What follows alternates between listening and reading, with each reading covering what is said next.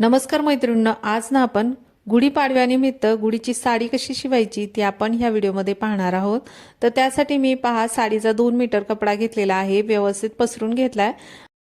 आता साडीला ना 2 बॉर्डर आहे। एकाच बॉर्डरच्या साइडने आपल्याला एक 9 इंचावर मार्किंग करायची आणि खालच्या साइडने आपल्याला 30 इंचावर मार्किंग करायची। आता जिथे दोन्ही साइडला मार्किंग केले पहा, मी तिथे अशा पद्धतीने ही लाईन ओढून घेतलेली आहे क्रॉसमध्ये। आता मार्किंग केले तिथे आपल्याला हा कपडा कट करून घ्यायचा आहे आणि दोन्ही साइडनी पहा अशा पद्धतीने 2 वेळा फोल्ड करून आपल्याला शिलाई मारून घ्यायची। दोन्ही साइडले जिथे आपण 9 इंचावर मार्किंग केली आणि 30 इंचावर तिथे दोन्ही साइडला मी 2 वेळा फोल्ड करून शिलाई मारून घेतली। त्यानंतर आपल्याला आता आपण जिथून कट केलेला आहे ना हा कपडा बॉर्डरच्या साइडनी नाही, आपल्याला वरच्या साइडनी प्लेट्स करून घ्यायच्या। जसं आपण साडीच्या प्लेट्स करतो त्याच पद्धतीने फक्त आपल्याला 12 इंचाच्या म्हणजे 5 इंचाची आपली ही प्लेट्स आली पाहिजे। अशा पद्धतीने ती प्लेट्स एकावर एक व्यवस्थित ठेवून घ्यायची। वरच्या साइडने बरोबर एकावर एक आली पाहिजे, खालीवर करायची नाही। त्यामुळे काय होतं पहा, खालची जी बॉर्डर आहे ना अशा पद्धतीने आपली ही छान तयार होते।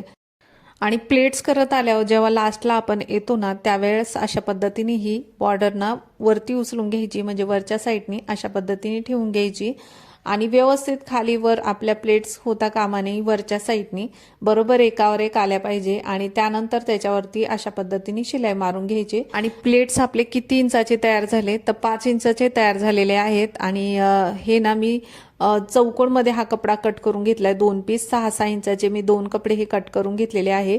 आता बॉर्डरची साइड खालच्या साइडनी ठेवली आणि उलटी साइड मी ठेवून ना त्याच्यावरती शिलाई मारून घेतली। आता हे नॉड तयार करून घेतले, त्याला साडीचे लटकन तयार करून घेतले। आतल्या साइडने आपल्याला हे नॉड लावून घ्यायचे दोन्ही साइडनी। आता नॉड लावून झाल्यानंतर ना दुसरा घेतलेला आहे कपडा बरोबर त्याच्यावरती ठेवून घ्यायचा, सरळ बाजूने ठेवून घ्यायचा आणि मागच्या साइडने शिलाई मारून घ्यायची। पाहून घ्यायचा व्यवस्थित कपडा एकावर एक आहे की नाही, नंतर पूर्ण तिन्ही बाजूनी शिलाई मारून घ्यायची।